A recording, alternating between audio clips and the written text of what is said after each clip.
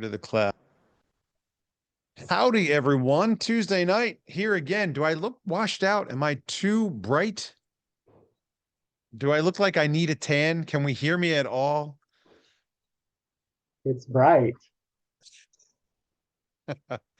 We are recording. It's Tuesday night. I'm Bobby Gray, your host and your founder slash fearless leader, the guy that got all this exciting stuff started about a year and 2/3 ago. Are we coming up on 2 years now?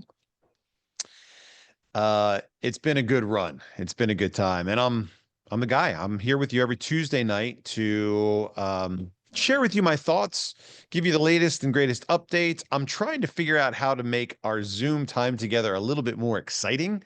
It's got lots of great tools. Maybe I can figure out how to like show a cool video in the beginning or at least have like a background or something that's up, that's welcoming as you patiently wait for our call to start. So I'm getting a little bit more high tech.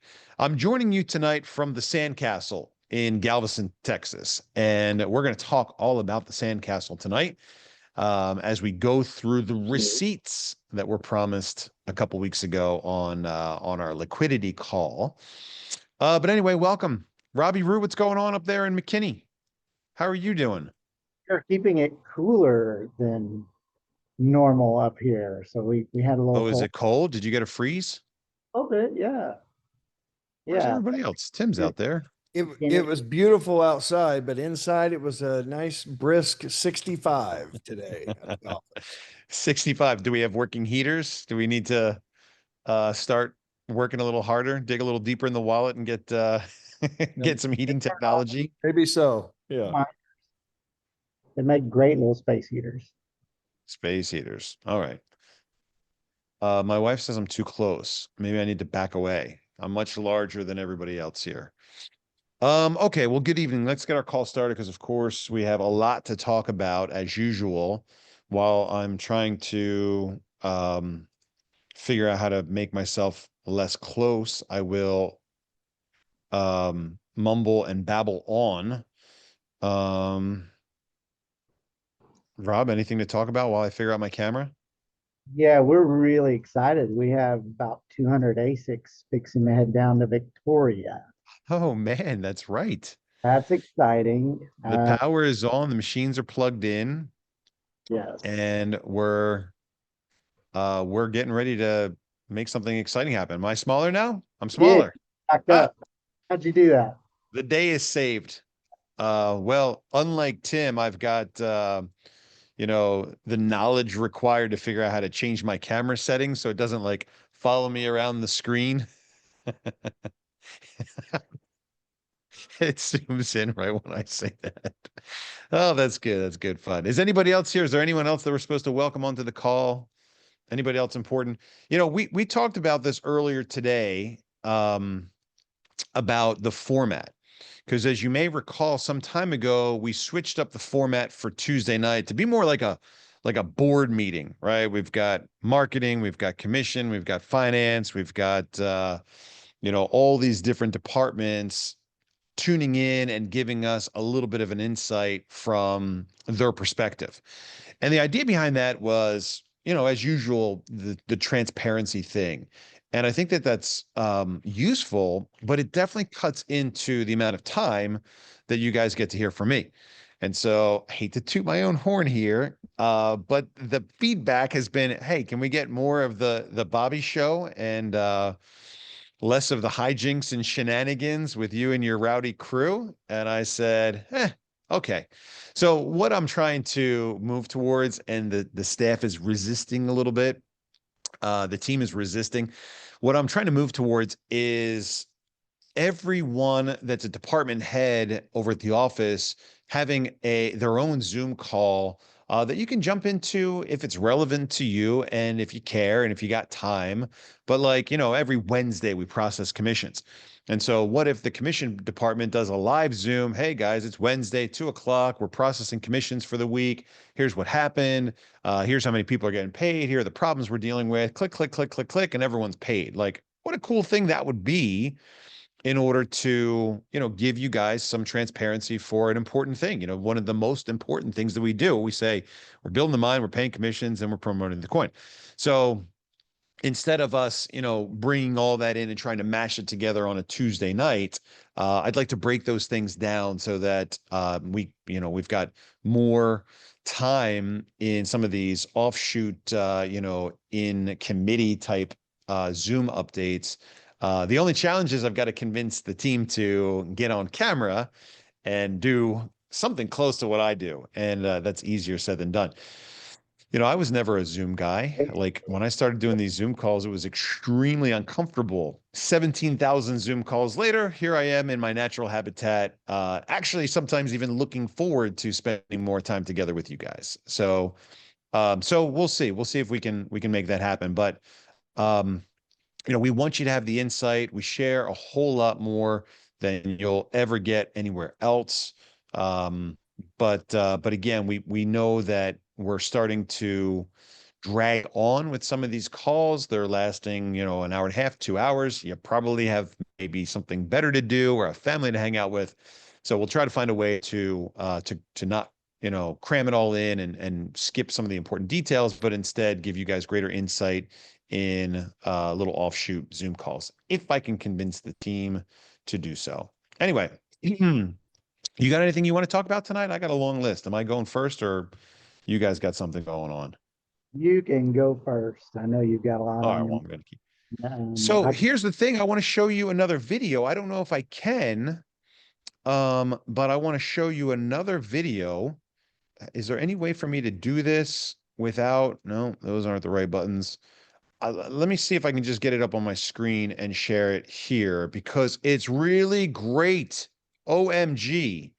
It's really great. Here we go. Let me share my screen, and hopefully you guys get the audio as well. And tell me if you can't hear the audio. Ready?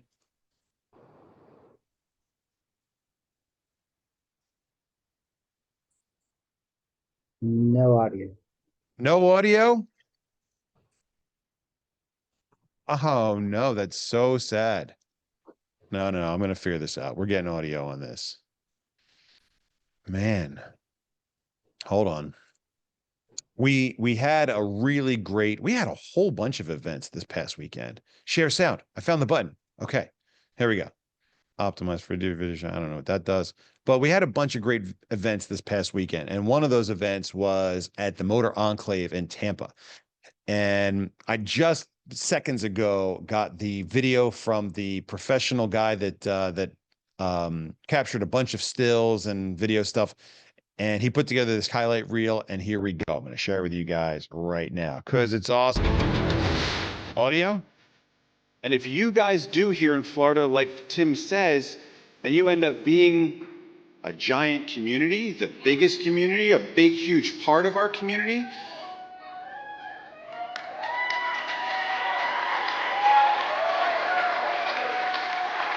Don't let my friends in Texas hear this.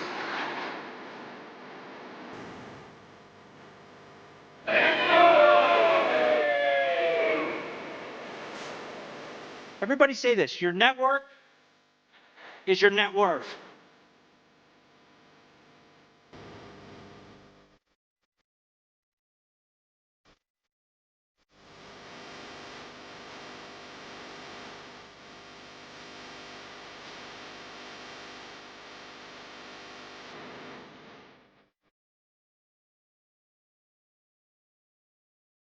Man, isn't that great?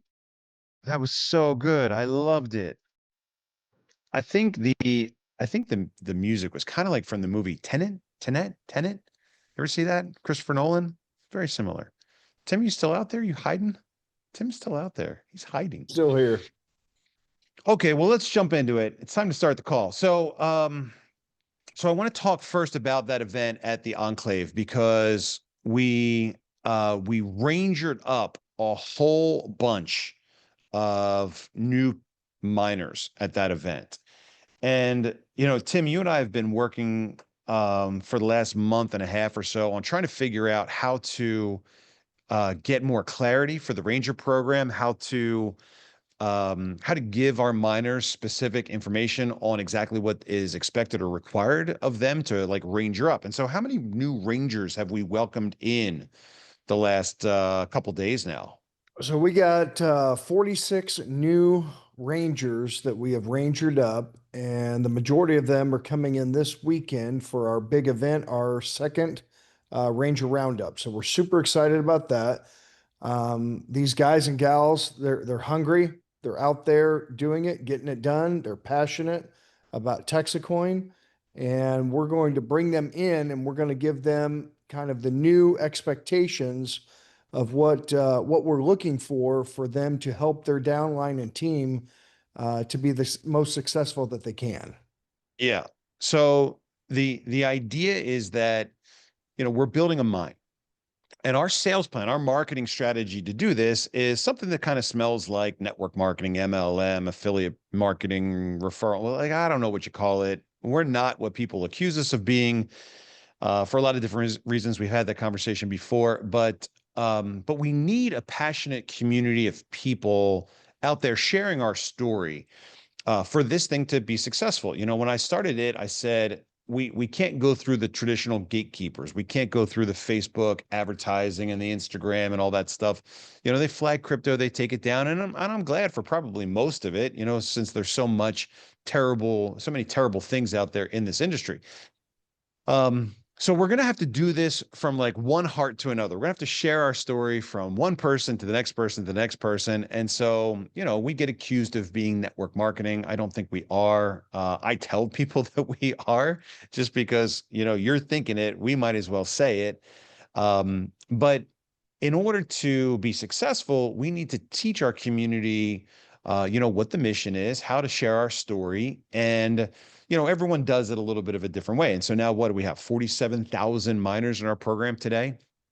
And some of those people are passive riders on the rocket ship. They put their money in, they sign up, they get their mining seat, and that's it. They put the snooze eye mask on. They set the alarm for like February of 2026, and they say, wake me up and let me know how it goes. And that's great. We want those guys on the rocket ship because they're helping crowdsource the mine. They're helping us bring in the cash that we need for promotion, for liquidity, for all that stuff. And so that's a really important part of the project. Then you've got a handful of people that get it. And they see those dots that we've identified. The bigger the mine, the more valuable the coin. And they want to help us connect those dots. And so they're out there sharing our story, and they're maybe getting people together in a living room or in a restaurant or a barbecue joint, and they're getting people excited about cryptocurrency. Just like Bitcoin did, 10, 15 years ago in the early days of the cryptocurrency evolution. And so, so there are a lot of people out there that are sharing our story, and that's really incredible. The best of those people that rise to the top, sometimes it takes a while for us to notice them. Sometimes it takes a while for them to know exactly what to do and to get started. But those people end up becoming Texit Rangers. And so you and I have been working for a while now to try to figure out exactly what is a ranger, what are the requirements. Lots of people have asked. We've had, a floating list of things that you have to do. Is it number of people that you refer? Is it number of seats you have on the rocket? Is that your commission potential? Is it how much, Bobby likes you? Like, what is it really that matters for you to become a Texit Ranger? And so you and I have been working together to really put a more finite set of requirements on that. And I think we've got it. We Maybe do. not exactly it, but we're extremely close to it. In fact, we're close enough that we've rangered up how many new Rangers? 46 new Rangers. I tell you, if you want, I can share it real quick. We have Michaelan that is going to be writing an article that's going to be outlining exactly what the requirements are for a Texit Ranger. But if we got a chance, I can run through it real quick if you'd like. Yeah, give us the basics real quick because So here- like I said, we want to give clarity every chance we can. Sometimes So we don't here- know, but when we do know, we'll tell you guys right away. Yeah. So here's the deal, guys. Everybody, we're going to have an article. Michaelan's going to post this. But what I kind of scripted out here is to be a Texit Ranger, which is a leader in our community. Here are the minimum requirements needed to be looked at to become a Ranger. This is a performance-based position. Just because you meet these minimum requirements does not guarantee that you will be a ranger. I just want you to know that, right? But here are the minimum requirements. Number one, you need to be a miner for at least 3 months. Why do we say 90 days? Why 3 months? Because, everything's good in the very beginning, right? We want to get to know you and we want you to get to know us. And, anybody can share this with our community, but if we're saying that our Texit Rangers are our leadership, are people that are going to be sharing the right message across the board with everybody, we want to make sure that our goals are aligned, right? Our visions are aligned and we're going in the right direction. And so we think that 90 days, 3 months is a good idea for you to be able to evaluate us and us to be able to evaluate you. Okay. Number two, you need to have at least 15,000 in cash potential. Okay. Number three, you need to have at least 15 personal sponsorships. Okay. So why do we say that? Well, we're going to ask you as a leader to go out there and to lead by example. You're supposed to share with your team and show them how to build their community, how to go out there and get their 1, 2, 3 people. And I'm a firm believer. I never ask somebody to do something that I'm not willing to do myself. So we want to have at least 15 personal sponsorships under your belt. Number four, need to be doing weekly meetings, either in person or webinars. Number five, need to be calling on their team weekly and helping them with building their teams and education for their teams. Number six, need to have a good crypto knowledge base and certainly know all the ins and outs about our TexitCoin project. Number seven, does not actively promote other crypto projects. Okay. I put that in there, guys. And here's the deal. There might be a lot of people in our community that are in multiple different projects, and that's okay. Diversification is good, right? And you might be excited and have made money off of several different projects. That's okay. You can promote as many as you want, but if you're a leader in our organization, I want you laser focused on one thing and one thing only, and that's TexitCoin. Because right now we're in the middle of this, right? Bobby always talks about the beginning is different or very easy. The end's going to be very easy. Right now, this is the middle, right? We have a job to do, which is build our community, which builds the mine, which, increases our liquidity, which increases our price, right? So we have one job. We just build the mine. We need to be laser focused on that. And that's what my leaders need to be.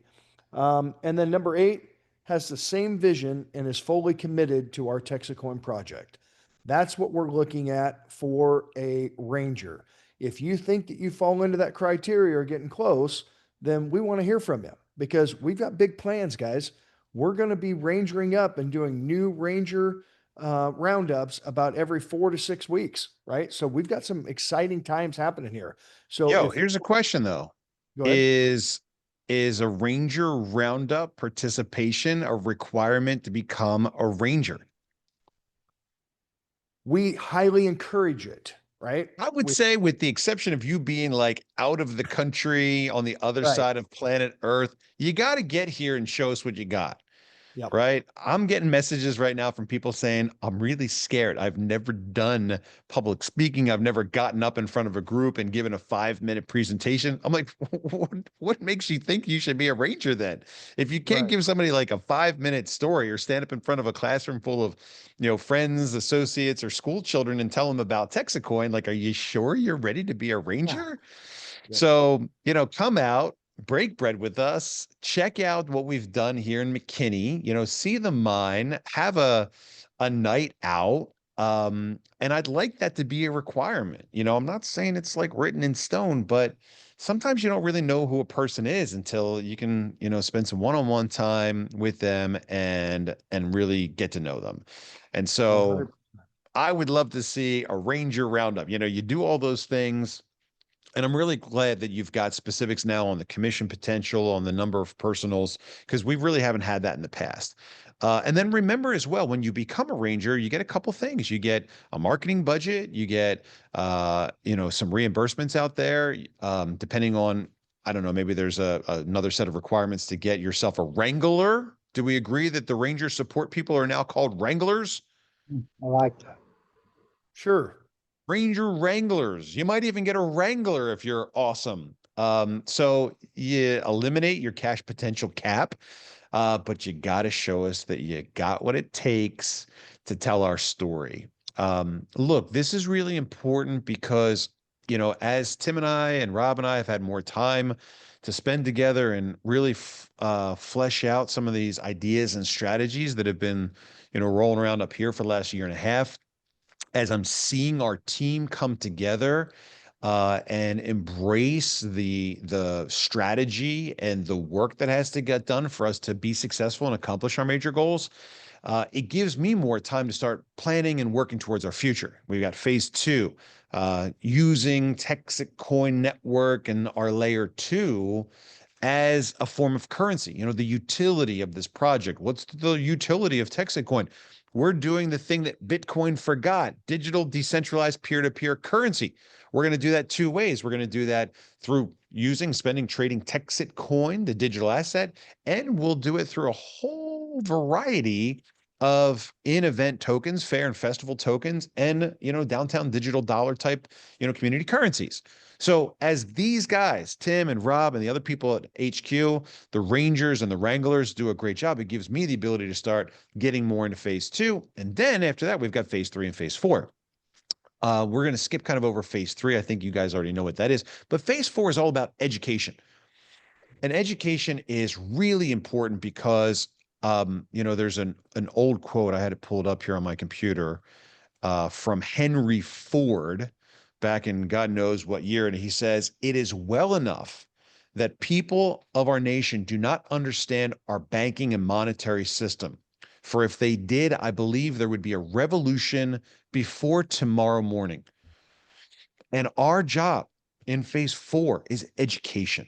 Look, we're doing really great, but as long as people think about the value of TexitCoin in terms of dollars, we haven't accomplished our major goal, right? Right now, we're, building a mine. Then we're an alternative and a complementary currency, but as the US dollar continues to tail spin out of control in a nosedive towards forever, that's when it becomes more important for us to wake people up to how the American money and banking system works. And remember, the American money and banking system is the model that the entire world uses, with a couple very notable and strange exceptions. But the point is that we've got to teach people about why they're broke. Once people figure out that this is all by design and it's not necessarily their fault, we're going to have a lot of people coming with us and demanding an honest and accountable monetary system. And I'm pretty sure that once they figure all this out, they're going to choose TexitCoin, the made in America, Bitcoin redo. But that's what we have to do in phase 4. We have to educate people. And if you can't stand up, Laurel, and give us a 5-minute introduction, oh, I'm not calling out anyone specifically. If you can't stand up and give us a 5-minute introduction to why TexitCoin matters, and it's scary, guys, I get it. I get nervous too. It's so weird how I still get butterflies in my stomach before I jump up in front of a group of people. I did it, last week at the Chamber of Commerce event, and I did it in Tampa. It's uncomfortable. The number one fear of your average human being is public speaking.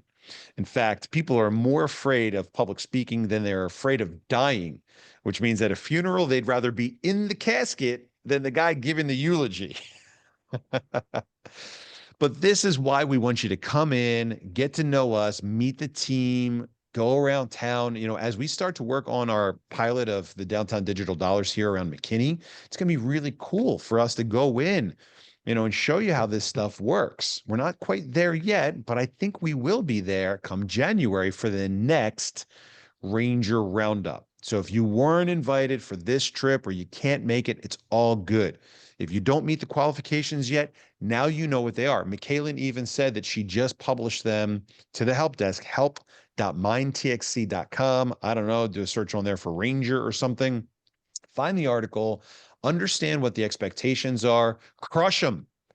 Meet the minimum requirements, go over and above. We will find you. We'll ask, for you to submit an inquiry once you've accomplished the requirements, once you've checked all the things off the list, and then we'll find you. We'll invite you out to be a part of our community. But, and here's the fun catch.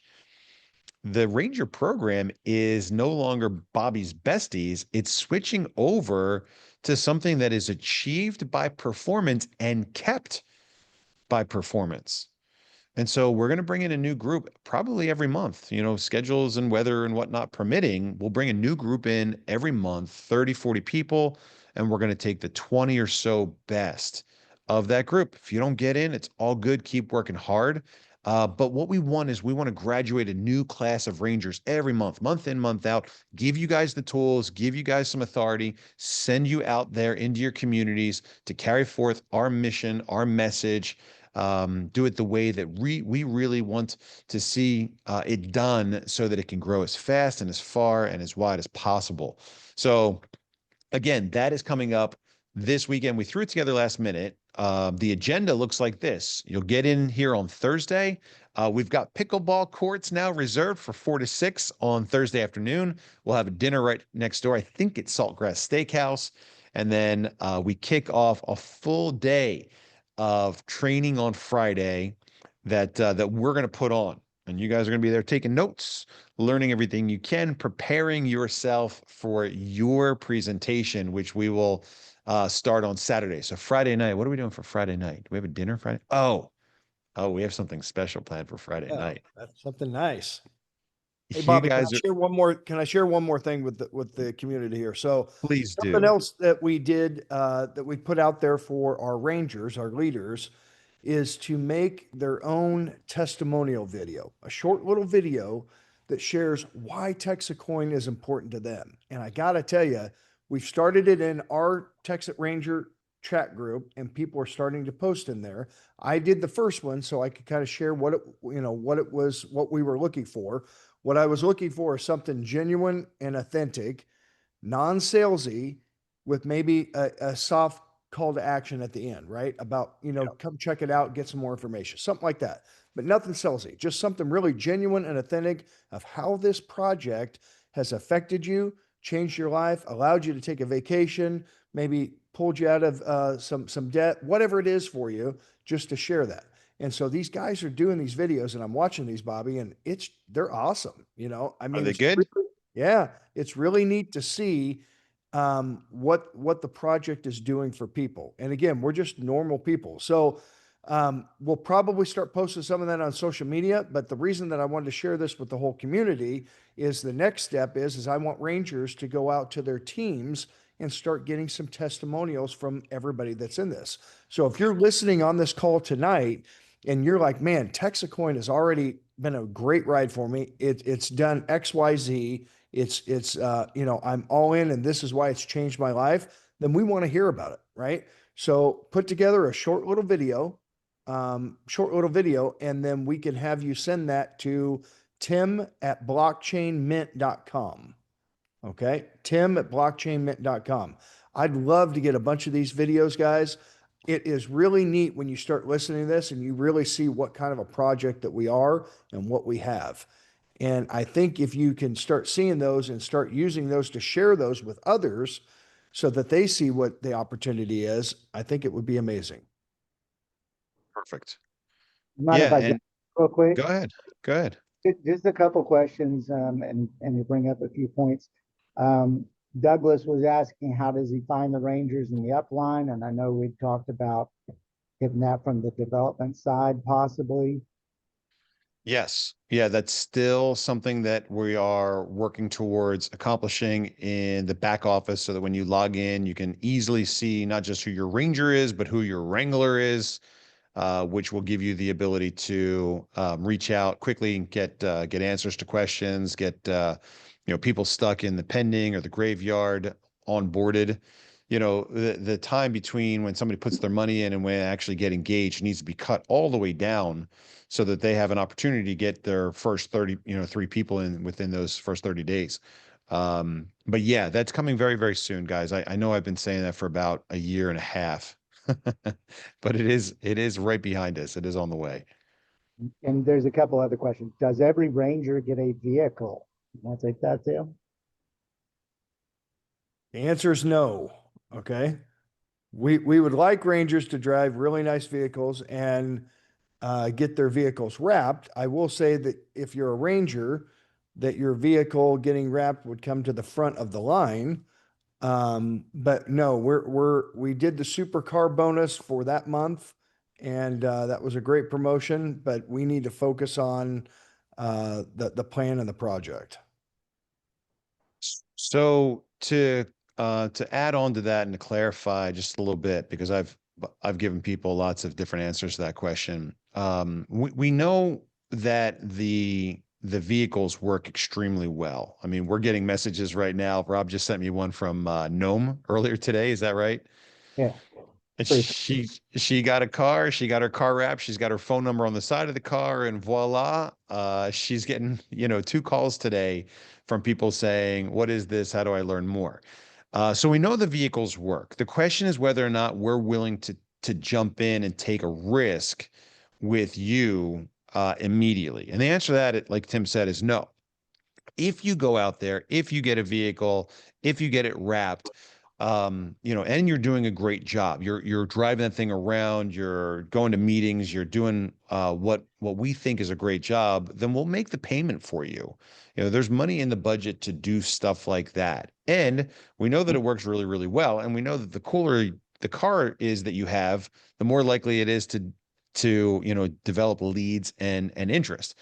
So Tim and I are going to be good cop, bad cop on this one. He's going to be like, stop turning in your parking receipts for reimbursements, Rangers. And I I'm going to couldn't go, figure out how to we've got mute money, you. let's spend it. And the reality is, look, the answer is Tim's right. What Tim says goes. I've brought him on. I worked hard to recruit him. I am, putting him completely in charge of the Ranger program and some other stuff that we'll get more into as these opportunities develop and flesh themselves out. But he and I are going to work together, and I'm going to, always be an advocate for taking big risks, taking chances, taking leaps of faith. As I mentioned in Tampa at the Enclave the other day, like, you guys took a risk when you put your cash in, and we've got to take some risks by spotting talented people and putting them in positions of authority, giving them cash, the marketing budget that the Rangers have. It's not just sitting there to like collect dust. It's not there in case of emergency. It's there for you to go out and start looking for places to wisely invest it. There's only so much that we can see and only so much that we can do from McKinney.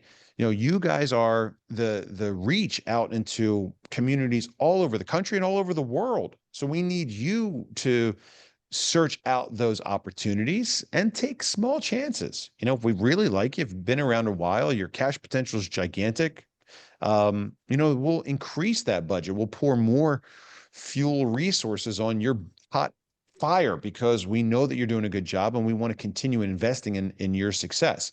Rule number one for us is that the money that we put out there has got to help everybody. It's got to be something that's going to help all of us succeed. That's why the billboards that we run are completely generic. They're not oriented towards any one team or, any one thing. But the point is that we need you guys to be our eyes and ears out there. And so if you're doing a great job, we're just going to keep backing you up with more and more. If you're, struggling, we're going to, put a phone call in. You'll hear from the sergeant of Lower East Baghdad. Did I get it? No? Something like that. Something like that. You'll hear from Oh, it's good. Let's leave it at that. You'll hear from Tim, and Tim will say, "Hey, man, what can I do to help you get, moving and shaking on this thing?" I will say, let me share another thing here, guys. We had somebody that I met at the Tampa event, and she was asking for permission, and she said, I know there's a waiting list for billboards and everything else like this to get in our area. She said, I got with my team and we have all decided that we'll pool our money together to put up a few billboards ourselves. And they've got a call to action on the billboard that will go to where they can actually capture the leads, and they're going to round robin the leads for their team in order to get benefit out of it. And Yep. I thought that was a great idea. Instead of waiting, we want to get to everybody. We want to put billboards up everywhere, right? We want to spend the money, but there's, you got to get in line. So if you don't want to wait in line and you want to get this thing going, that's a perfect way for a minimal expense and then it produces more leads for you. So any ideas and things like that you guys come up with yourself, we're all for things like that. We want to help you. We want to assist you. We want to spread the message, right? But we just can't get to everybody so quickly, right? Yeah. So I'm okay with things like that. Yeah. So we'll continue working together. We'll continue refining and improving. We're here to put the resources to use. The goal is to continue growing by 40% per month as we stair step our way to the 100 million mega hash, the million seats on the rocket, the $1 billion of budget that goes behind, marketing and promotion and liquidity and technical development, layer twos and wallets and all the stuff that we need in order to continue to climb up that ladder to the very top of the crypto industry. 104 Rangers now, is that right? Are we over 100 Rangers now?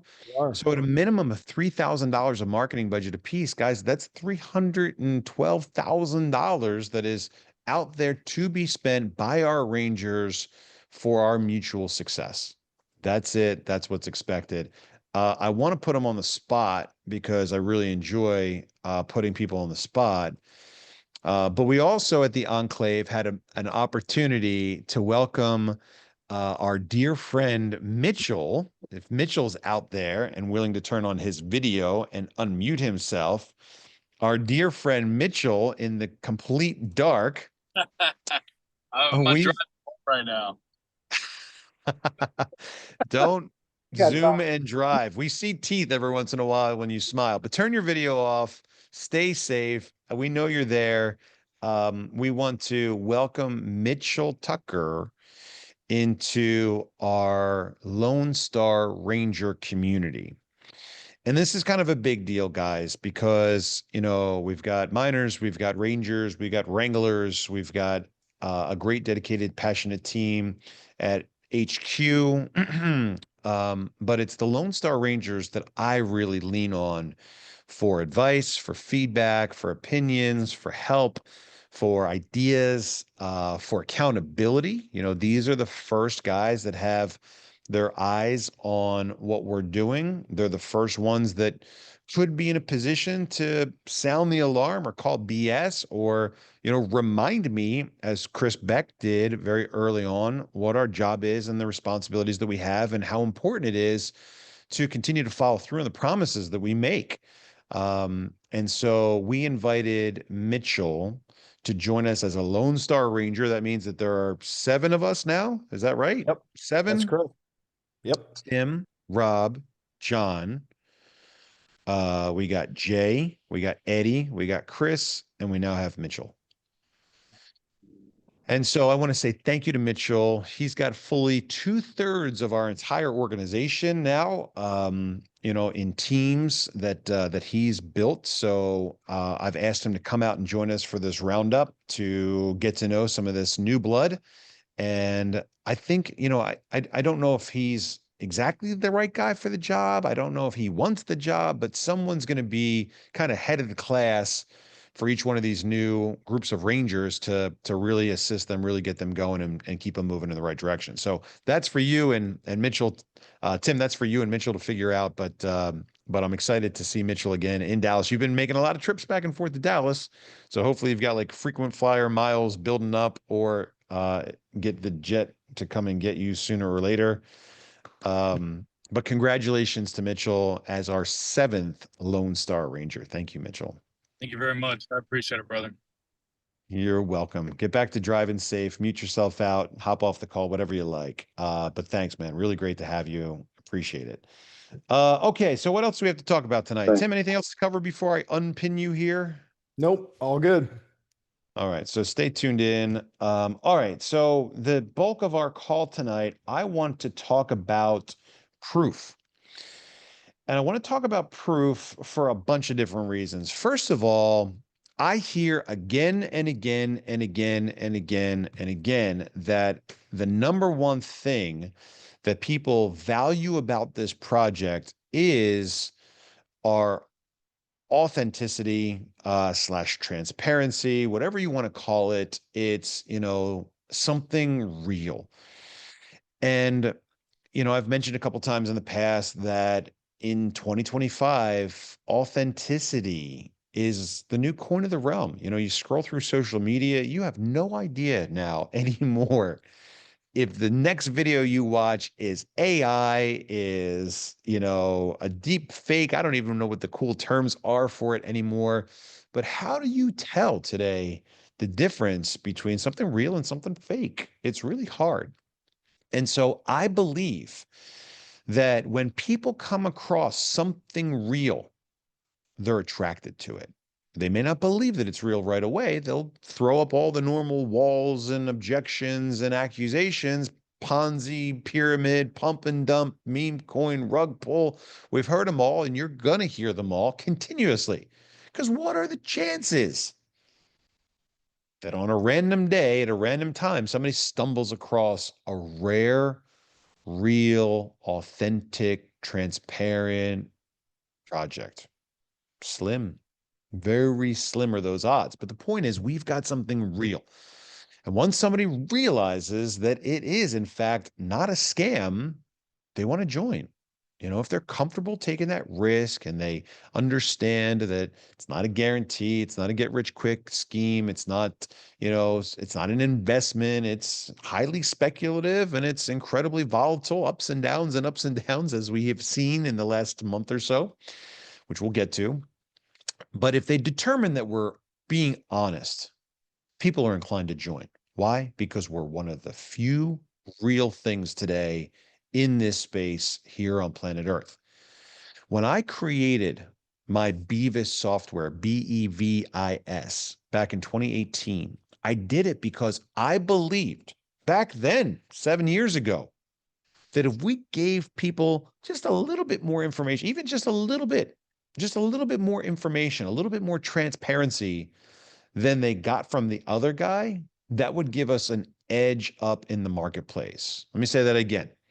If you're deciding between vendor A and vendor B, you're a customer out there, you've got money, or you're a speculator out there and you want to put your cash in somewhere, you want to do a little gambling. Are you going to go to the shady casino that, like, you know, has the tilty tables with the, you know, fake camera or the camera underneath that's scanning everyone's cards and the card shuffler that, you know, was made by some sleazy group? Or are you going to go to like a legitimate casino where, you know, they go out of their way to give you you know, higher level of confidence in the way they run their games? Are you going to buy from a vendor that shares information on their manufacturing process or their suppliers, or, you know, where they get their materials from? And we've seen that already with like conflict-free diamonds or conflict-free chocolates, you know, or something like that. Like, you know, we've seen all this greenwashing out there. Everything you see at the grocery store now is organic, organic, organic, organic, organic. What if you could actually be proven by a company that manufactures something they say is organic, that it really was, you know, manufactured with some sort of integrity?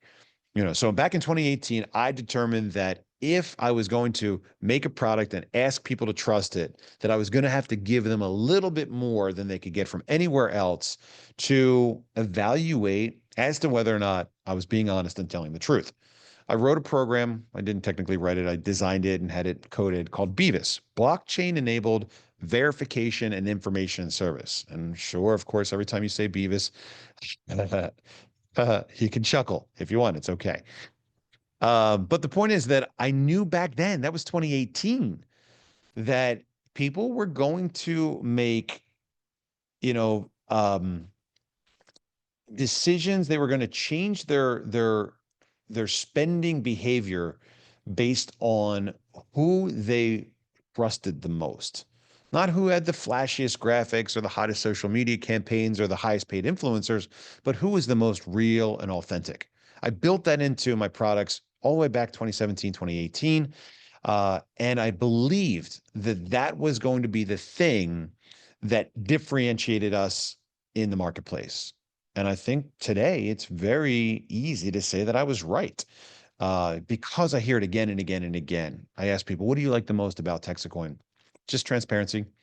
Transparency again and again. It's the thing that they were waiting for, to know not that they're going to get rich, but that the project is real and it's giving them a real shot. And as we do the work and we prove that we're following through on the promises that we make to them, it simply reinforces that.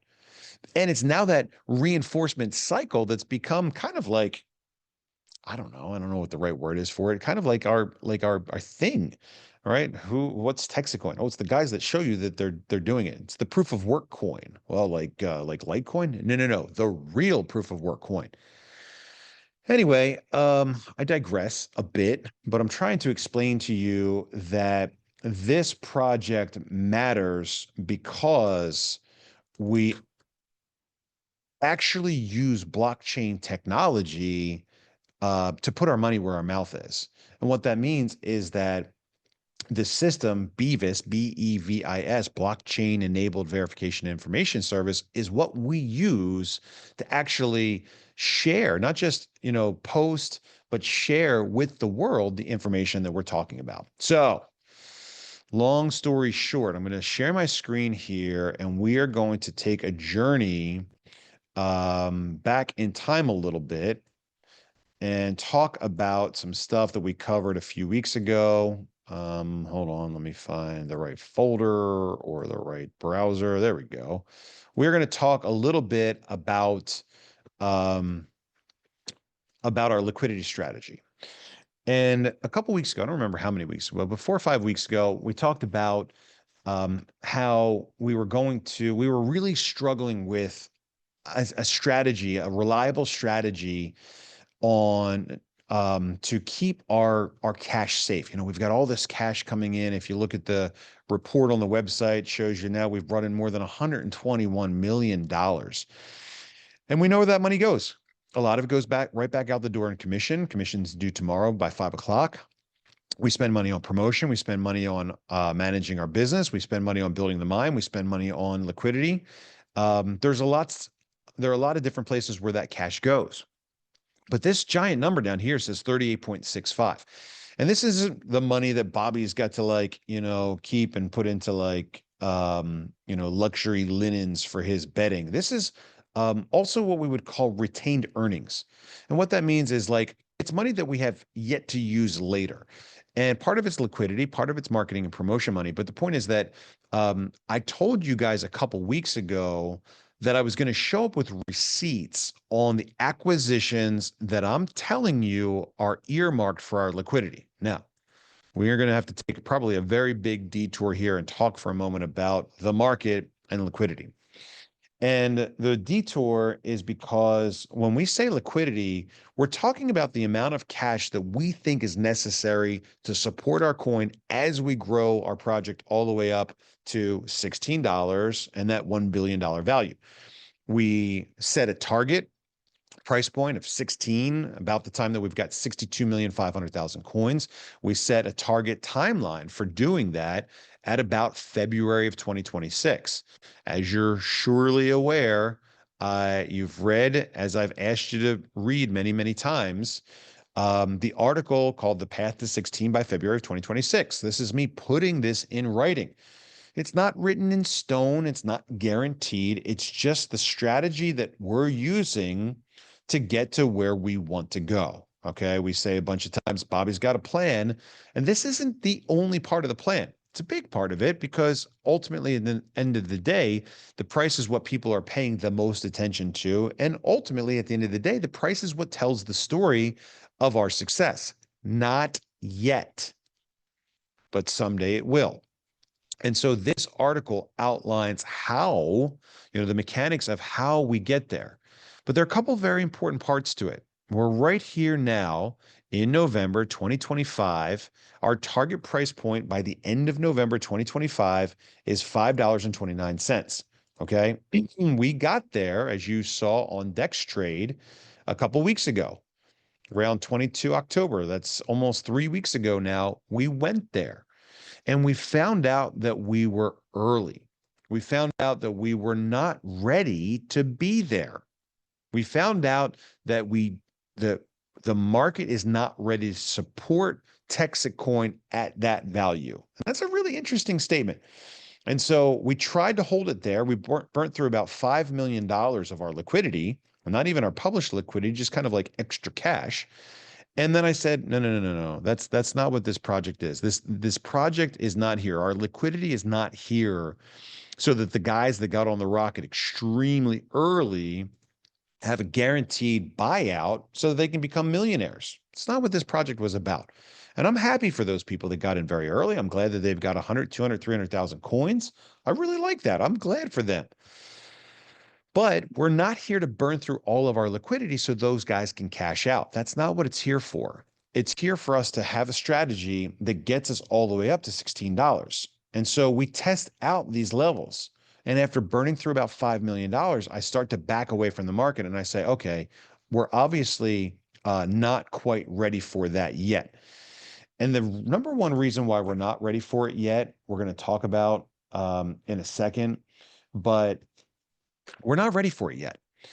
And it's really like, well, hold on. Hasn't Bobby been saying for a long time that we need more sellers? Yeah, we need more limit sale orders. But these are market sellers that see our liquidity out there and then they go and they chop into it.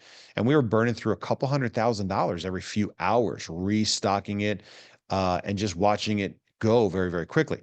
And so as soon as I stepped away from the market, the price started to fall.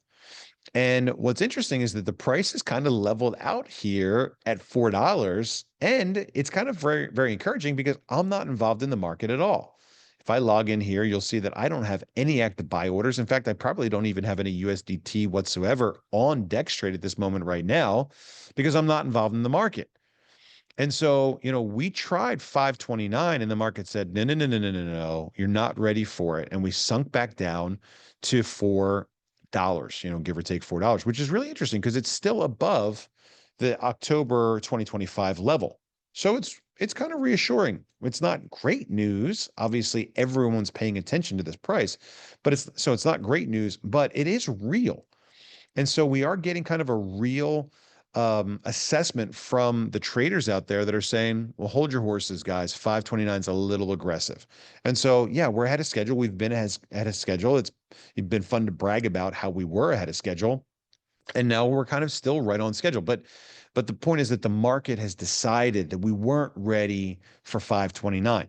And so what we're not going to do, you'll hear from me, we're not going to burn through all of our liquidity trying to hold the line at 529 or 750 or whatever the next number is. We're going to go there. We're going to test it. We're going to see what the market does. We're going to step back and we're going to let the market ultimately do what it wants to do.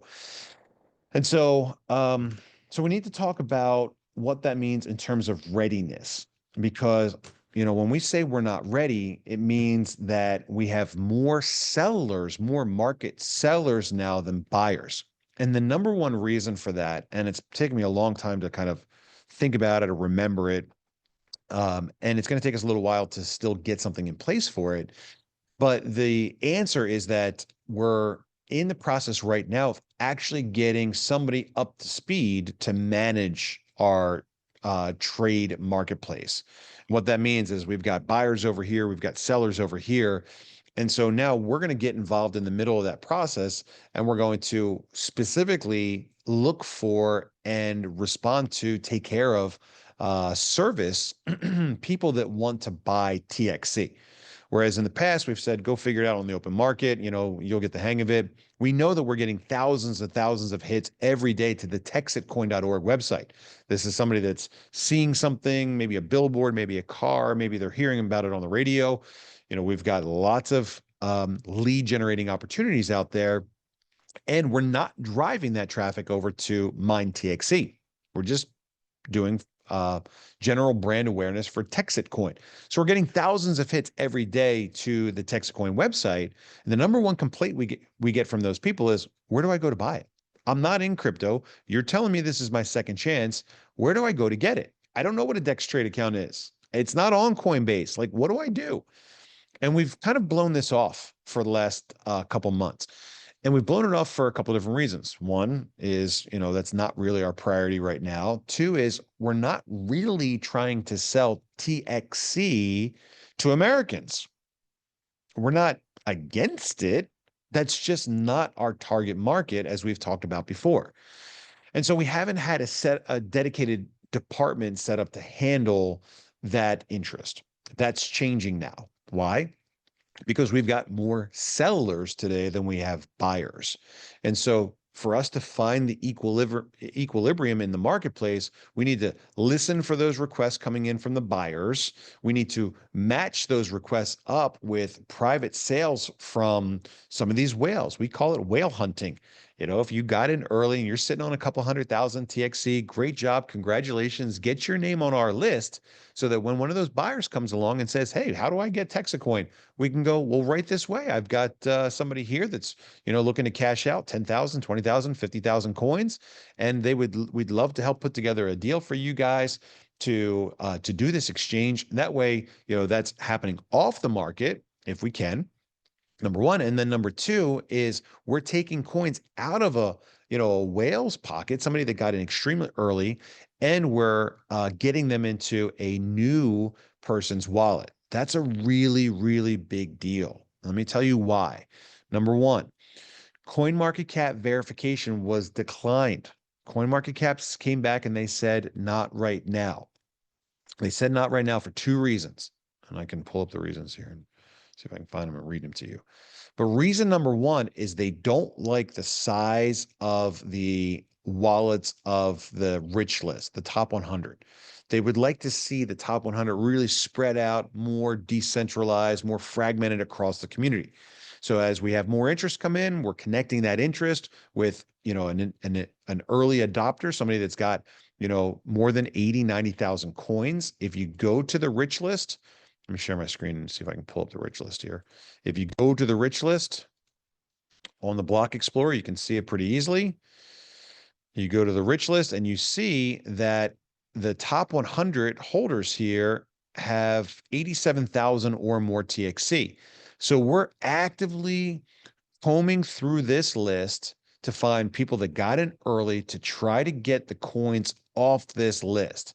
So we've been watching this number for a long time now. It's down to 38%. So the top 100 holders of TXC are holding 38% of all the TXC out there. Our goal is to get that number down. And Rob, do you remember what the number was when we looked at Bitcoin? Are you still out there?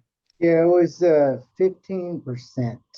It was 15%. The top 100 holders of Bitcoin are holding 15% of all the Bitcoin. Let's see if we can pull it up here. Bitcoin rich list. It was like 15% had at least 10,000 Bitcoin per person. So here's the chart. So 89 people are holding, 89 wallets are holding 15%. No, 17%. No, 14.4%. Sorry, it's right there. So 89 wallets. If you add in the next couple, you're looking at like 100 wallets that are holding like 15, 16, 17% of all the Bitcoin. And so, when we go out there and we say we're layer one, we're proof of work, the yardstick that they compare us to is always Bitcoin. Well, how big is your mega hash? 100 million? Well, Bitcoin's 15 petahash. Well, it's like, guys, Bitcoin's had a bit of a head start. Give us some time. We'll catch up. But the point is that like 15% would be a good number. So we're at 38% now. CoinMarketCap would like to see that number lower. And so we're going through that rich list. And every time we can take somebody's wallet balance below 87,000, they drop off the rich list. So think about it like this. If somebody is sitting here with, let's say 106,000 coins, and we sell 20,000 of those coins, it takes them from 106 down to 86, and they would fall off the rich list. And that would then decrease the number of coins held by the top 100. And so that's CoinMarketCap's first complaint. Number two is that they're saying that our market value does not match our social media, which is true. All the other guys out there on the top 100 coins, they've got tens, 50,000 followers on X and Instagram. They're a lot more active. They're on more exchanges than we are. And so CoinMarketCap would like to see our community size on social media much larger than it is right now. And so I think at the end of the day, if I was to take a step back and be, a little bit more realistic from a third-party perspective, I think we are ahead of schedule. We talked about that last week in terms of the size of the mine and the value of the coin. You know, if we want to have a 100 million mega hash mine and a $16 valuation, that sounds great. We're at 1% of that right now installed. You know, if you look at the mining hash power on the website, as far as installed power today, we're at 1% of that. 1% of that, you know, 1.57, or I guess we're a little higher than 1%, close to 2%.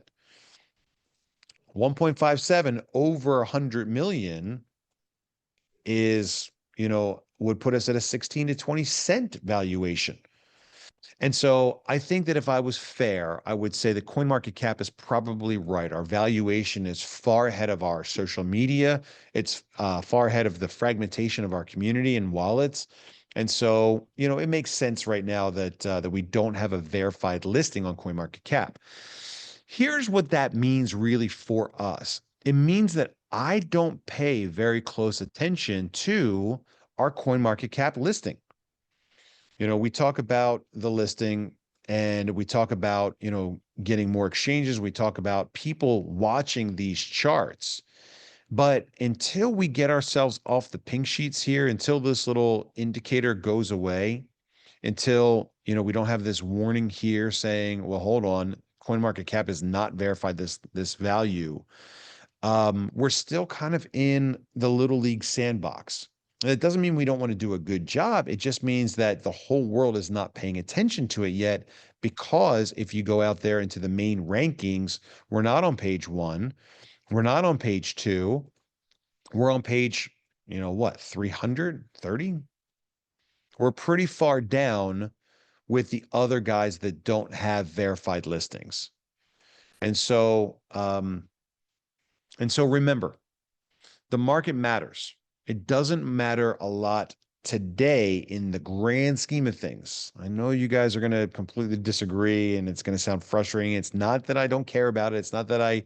Um, it's not that I don't pay attention to it. I'm not saying that you shouldn't care about it. I'm just saying that it is not the barometer of our success today. It matters. Everyone's watching. We want to do a good job. But taking it back to liquidity, we're not here to burn through all of the liquidity that we've amassed so far just to hold a price that's probably maybe 10 or 100 times ahead of really where the market should be today. Does that make any sense? Did I say that in any way the right way? Okay. Having said all of that, I promised you guys receipts. And so I want to bring your attention back to our friend Beavis, blockchain-enabled verification and information service. Because we are going through, again, as we pointed out on the Path to 16 article, we're going through our stair-step strategy, and we don't get involved in the market to go to a particular level until we have the liquidity amount that we said we need in order to test that number. So we got to have $10 million of liquidity on standby before we're going to go for the next price level. Okay, so let's take another gigantic detour and talk about this, because you guys can see it. I can see it. We've got a bit of a brick liquidity requirement wall in front of us. We've got a little over 6 weeks to go from where we are today with 10 million in liquidity to the next required level as per the Bobby plan of $25 million. It's a lot. And so let's talk about that real quick. And we'll come back to Beavis. So the next tranche, the next level, requires us to have an additional $15 million of liquidity. It's a lot, but it's supposed to be extremely easy for us through our growth. Remember, the formula isn't about the Path to 16 article. The formula is all hinged and dependent upon our growth, our mining seat growth. Every time somebody buys a seat on the rocket ship, we tell people we're going to do 3 things with the money. We're going to buy mining equipment and build a mine. We're going to pay commissions, and we're going to promote the coin. 50% of our money, when that money comes in, that $995, that $1,000, when it comes in, 50% is earmarked. Half of it is earmarked for paying commissions.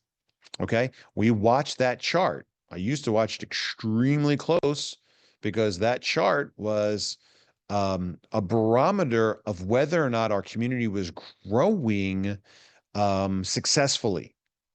And so here's our revenue and commission breakdown. Last week, we did 5.39 million in seats, 2.61 million in commission. So 2.61 over 5.39 is 48%. This is really incredible, guys. This is really, really, really important. It's so important, and it's so good that it's 48% because number one, the original model that I created, the comp plan model, the 3 left, 3 right, $1,000, all that stuff, it means it's held up 84 weeks in. The comp plan hasn't died. That's a huge thing. Normally, when people create comp plans, they go, okay, a couple points here, a couple points there, $10 trillion of commissions will pay out. Isn't that like 4,000% of our revenue? Yeah. But we're going to like change it once everybody gets in. And then, half the people are going to hate us and they're going to leave. But the other half is going to kind of have these golden handcuffs on where they're like, working the system and they can't leave it. That's what the other guys do. When I designed this thing, which has now been called the blue collar comp plan, I designed it so that everybody could do it. Everyone could be successful with it. The first commission check was going to be $1,000, and it's worked. This is the magic of what we've got. If you guys are wondering, like, what is it that makes this? It's a really great, fair comp plan. The bad news is the guys at the top aren't going to make, more than the guys at the bottom. It means that we cap out, and the system has worked. So the first thing we do, 50% of it is budgeted towards paying commissions, right? Then we've got 20% budgeted for marketing and promotion, and we've got 10% after that budgeted for building the mind. The most important thing that we need to do is build a community. We also have to build the mind. That's how the numbers break down and the system works, okay? So after that, we've got 10% earmarked for overhead and my profit, and we've got an additional 10% earmarked for liquidity, okay? So 50% for commission, 20% for promotion, 10% for overhead, 10% for building the mine, and 10% for liquidity. That's it. That's the whole pie. That's all of it divided up as per the budget. Okay. So what that means, here's the simple math. What that means is that if we're not growing by 40% per month, we're not able to stockpile the increased liquidity that's required for us to move the price up 40% per month. That's why that 40% per month number is so important, because without our continued growth, then we're not able to bring in the cash that we need to build out the marketing, promotion, and liquidity budgets to get the coin to where we want it to go in the marketplace. So what we need to do between now and the end of the year is $150 million in sales so that we can take 10% of that, 15 million, and set it aside for our liquidity increase to go from 10 million in liquidity to 25 million in liquidity so that we can take the market with us to the next stair step, which is what, $7.49? $7.45. Did I move too quick on all of that? And did I lose everybody?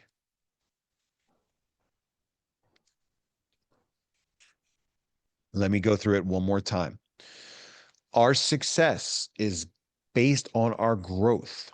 If we continue to grow at about a pace of 40% per month, then we will be able to support the coin moving up in the marketplace by about 40% per month because our liquidity is increasing at the pace required for us to follow the plan. Okay, so let's go back and take a look at the revenue commission by month. Check out where we were in July, just under 10 million. August, we jumped up 2.5x. We could have gone from 10 to 14. That would have kept us on track, but we went from 10 to 23. 23 to 33 is an increase of what? 33 over 23 is an increase of 43%. So our jump from August to September was over what was required for us to follow the plan. Then we had October. October was a decrease.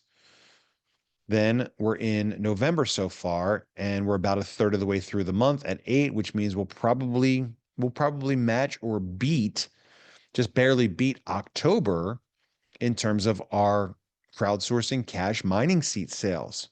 So I need to remind you guys that all of the burden for us achieving the price point is not on my shoulders. This is a two-way street here where you guys are growing, sharing our story, inviting friends, family, colleagues, other people to join us. We're backing you up with marketing support, with wrapped cars, with billboards, with ads all over airports across the country. So we're backing you guys up with all that stuff, but you guys need to be the ones that are taking our message out there and growing on the schedule that's required for us to meet the Path to 16 chart dates. I cannot do it without you guys. Here's the good news. We've got 47,000 miners now. You guys do the math on it. Let's take a look at the chart. We've got 47,000 miners now, 47,640. The average miner is occupying how many seats? Let's see. We've got 19 million seats. So 19 million seats are occupied by 47,000 miners. The average miner, that seems like it's off. We have 190,000 seats. That's right. Divided by 47,000 miners means the average miner's got 4 seats, right? So let's suppose that 47,000 miners go out there and they all bring on one person this month, or let's say the next 6 weeks, and that one person comes on with an average of 3 seats times $995. It's $140 million that could happen if every one of us goes out there and says, okay, I got to do my part. I got to help connect the dots. Now, we know that not everyone's going to do that. We've got a lot of, passive riders on the rocket ship, which is totally fine. But we do have some people that are doing a really great job. We're trying to find those people and give you guys more resources now to make your job even easier so that you're able to fill up those seats on the rocket ship, crowdsource that cash so that we can follow the plan and the schedule. Okay. So really big detour here on the Beavis conversation, but the liquidity is built through the seat acquisitions. And when the seats are acquired, the cash comes in, we build the mine, we pay the commissions, we promote the coin, we cover our overhead expenses and development, and we have extra cash left over for liquidity.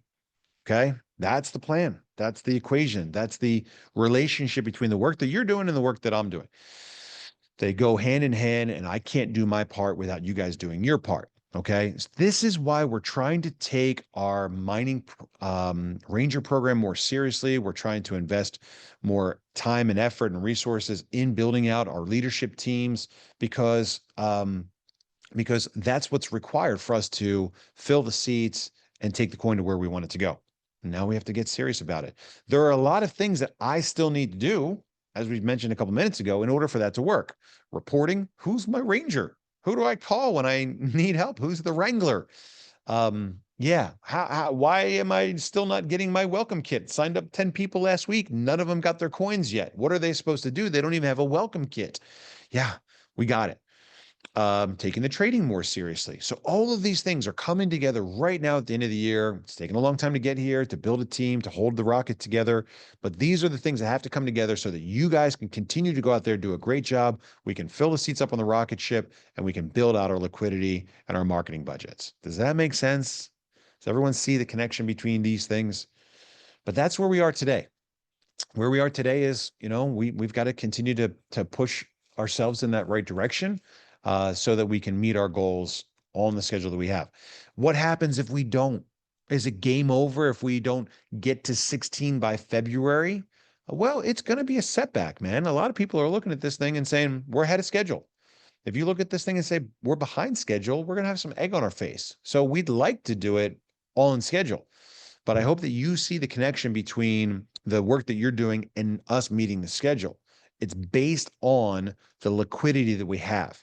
And if we don't have the liquidity, we can't push the market there. Now, at some point, someday, the market's going to pop and it's going to go wherever it wants to go, and it's going to have nothing to do with us. But as we're working the plan, it has 100% to do with how much liquidity we have. Okay? Hope I've made that clear. That's why we're investing more time and money in training, education, getting you guys equipped, improving processes so that you can go out there and continue to share our story and do a great job. All right. We have work to do and you guys have work to do. And that's the work. Because without the liquidity reserve, the provable liquidity reserves, we don't have the ability to take the market to where we want it to go. That's the promise that I made to you. I will not take the market here unless our liquidity is here. Now we've burnt through about $5 million. Extra cash, money that's reserved for other stuff. We've, kind of used that to try to support us. We've brought in a lot of coins that we don't particularly need right now. And now we're in the process of turning over those coins to, return some balance to our marketing budget. But the point is that we need you guys to go out there and do your part so that we have an easier time doing our part. Very important relationship. You guys have to understand and realize that this is not all based on some sort of magic that I've got up my sleeve. We have to do it together. So that's detour number 2. And now we can go back and we can talk more about liquidity, because I told you guys that reserve number 5 was not XMR or XRP. It was going to be property. Why? Because I learned from somebody that that I think has been doing a very good job of managing bigger amounts than I am tasked with managing. And they told me long ago that property is where they are putting this stuff. So I said, okay, let's see if we can put some of this liquidity cash reserves into property so that it's bolted to the ground. It's not going to run away. It's not something that's easy for us to get to. That way, if the market drops and we go, we have to support it, we have a chance to stop and think about exactly what that is. And so we're eager to diversify, not put all of our eggs in one basket. We've got some money in USDC. Of course, that hasn't changed. Bitcoin, we can take a look at the value. We're back over 1 million with Bitcoin. Has our Ethereum recovered? Because Ethereum was really struggling. It's still down about 14%. So no big deal. This was, a challenge we knew that we were going to have to deal with. The gold, how's the price of gold doing these days? Where's gold at? Anyone know the price of gold? Price of gold today is 132,992 per kilo. 132,992 times 16 kilos. We got 2.1 in gold. So the gold is almost doing well enough to offset Ethereum's dismal performance. Okay. This is the part that I'm really excited about because you guys like it when I show up with receipts. And, look, this stuff it's a little different. It's a little, so I don't know what the word is. Find the word later. Unconventional, but I'm going to, after I get off this call tonight, update this page so that you can see the asset IDs for the properties that I acquired. And you're going to get to see a lot of information about them, more than anybody else for sure would give you guys. But I want to show you how it works because this is kind of fun, okay? This is actually like the backbone of the internet, or sorry, not the internet, but the backbone of how blockchain technology works. And, as we talk about phase 4, we talk about education. And like we said earlier, if people actually knew how money in banking worked, they'd be pissed. There would be a bit of an uprising, I think. I think Henry Ford was exactly right. But I want to show you how blockchain technology works because it's kind of cool. I want you to understand what the cryptography is that goes on behind the scenes of blockchain. First of all, it's going to make a little bit more sense. Second of all, you're going to like it a little bit more and have the same passion for sharing this that I've got. But I wanted you guys to take a look at a photo of you building 316 unit 507. This is what we call Biz Park. And Biz Park is in McKinney. It's 316 Eldorado Parkway. Let's see if I can pull it up on a map and show you where it is. 316 Eldorado Parkway. There it is, Biz Park. It is right there. It is newly built, so you really can't see it from the Google map, but it is there now. What happens if you drop the little guy on the street? It is right across the street from the Collin County tax office. Here we are in the tax office parking lot. Anyway, I digress. Point is that I wanted to show you what is 316 El Dorado Parkway in McKinney. All right. This is what we call Biz Park. And this is the first entry into liquidity number 5.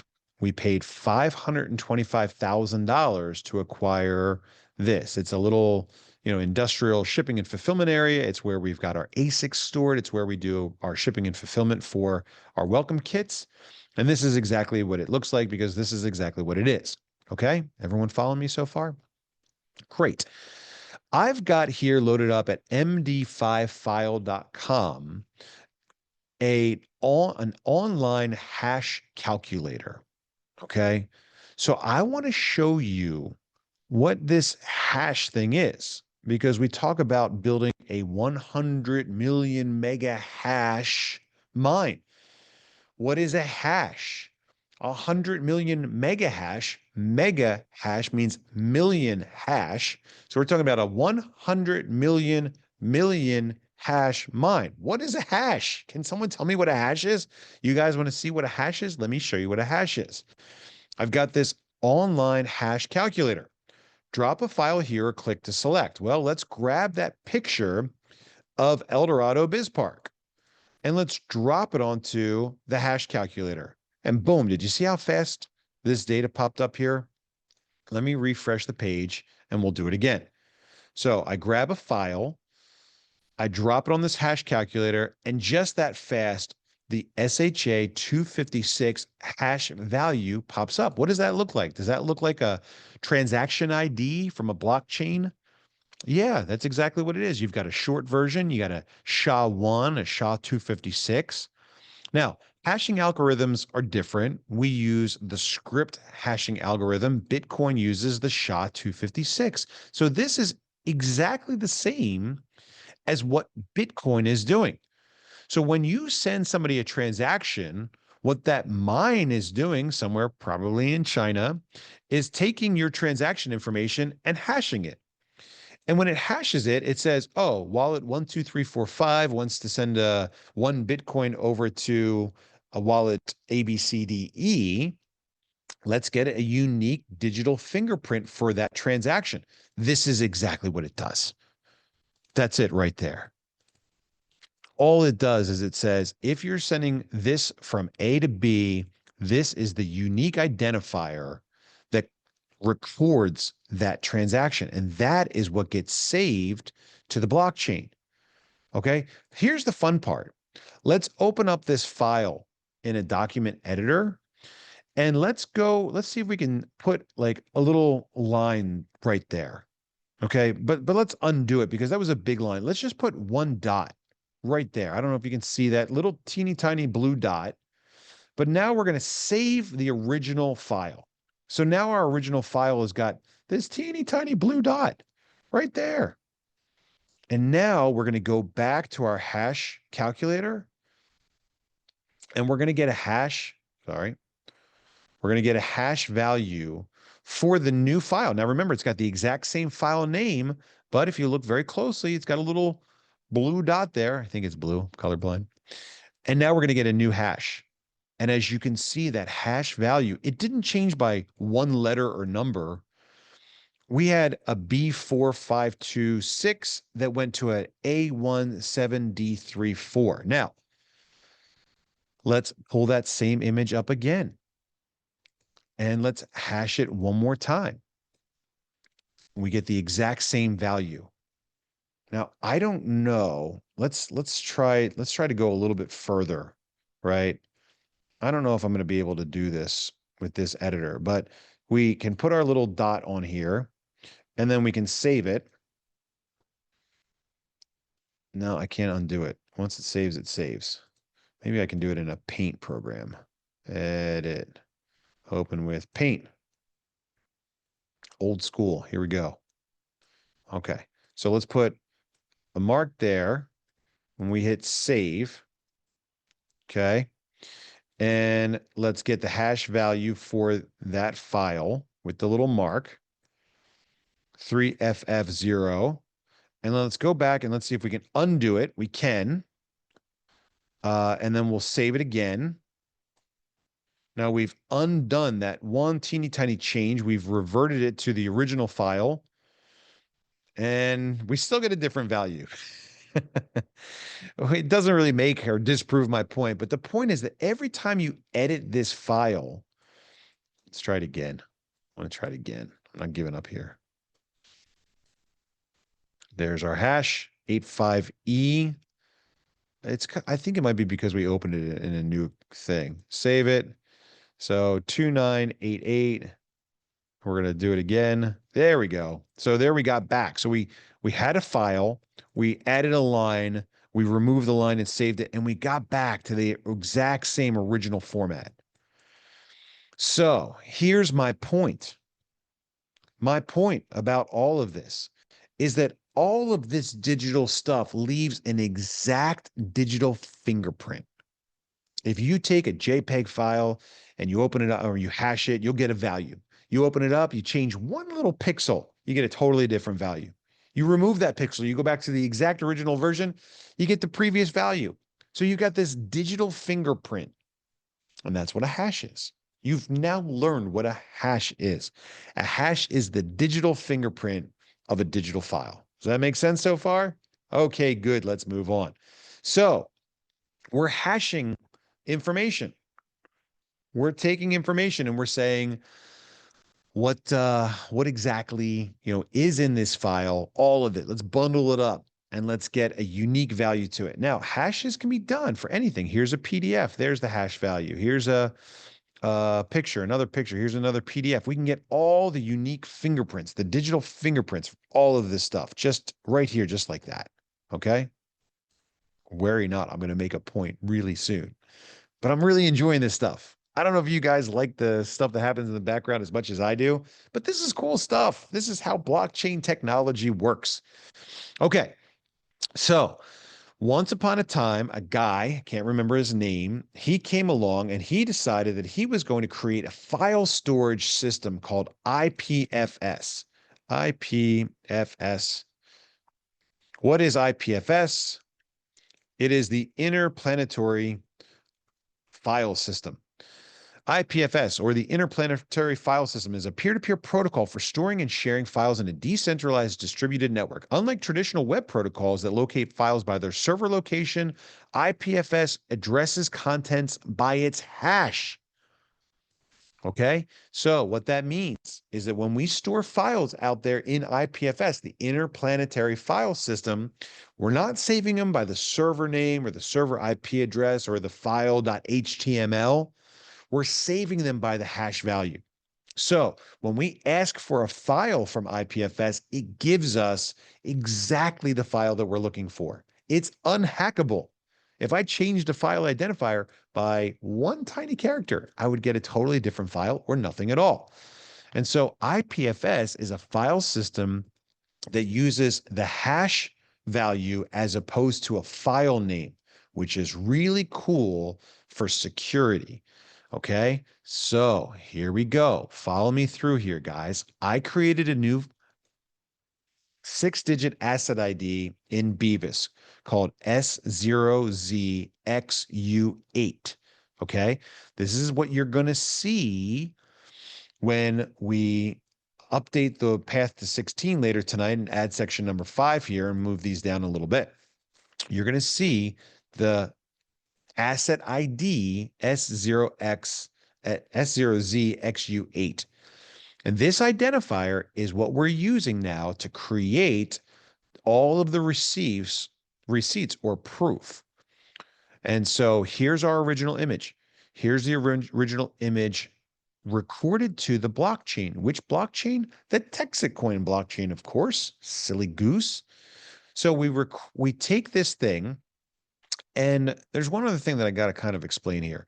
But what IPFS does, instead of storing it by hash value, they store it by what they call a CID.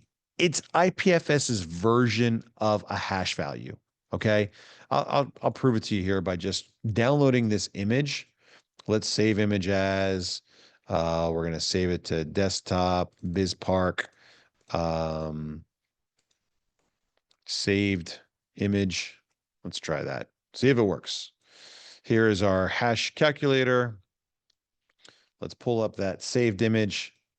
Let's grab the hash B45. Is that the same thing that it told us over here? It is. Okay, so there's the hash value of this image. IPFS changes hash to CID, but it's this exact same thing. It's just IPFS's name for hash value. But what they do is they store all the documents in IPFS by content ID, CID. So if we click on this image, we get ipfs.blockchainmint.com/IPFS and then the content ID. And so what we do is we record this information to the blockchain. What does that do? It gives us a timestamp. So we say we've got this content ID recorded to this block in the blockchain. Now, remember, the beauty of blockchain technology is it takes all those transactions that happen inside of a period of time. It crunches them together and it gets a unique hash value for that block of transactions. So if I went back in time and if I tried to change anything in that block, I would get a completely different hash value and I would break the chain.